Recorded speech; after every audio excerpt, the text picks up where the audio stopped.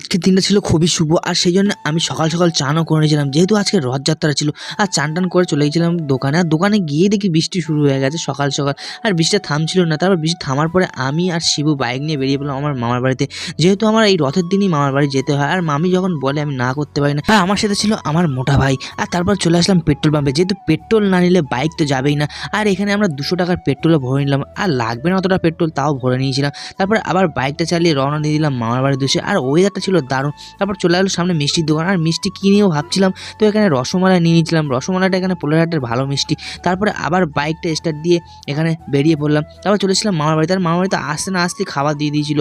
আর এখানে ভাত আর মটন কষা দিয়ে ভাতটা খেয়ে নিলাম। আর অনেকটা ভাতও খেয়ে নিয়েছিলাম, যেহেতু 1 বছর পরে এসেছি। তারপরে এখানে রেস্ট নিয়েছিলাম আমি আর মোটা ভাই, অনেকটা খেয়ে নিয়েছিলাম বলে। আর তারপরে আমরা বাড়ি যাওয়ার উদ্দেশ্যে বেরিয়ে পড়লাম, যেহেতু আমাদের এখানে রথ আছে আজকে। আর সর্দারহাটিরও রথ ছিল, বড় রথ। আর এই রথটা দেখো তোমরা কত বড় রথ। আর সেকেন্ড পার্ট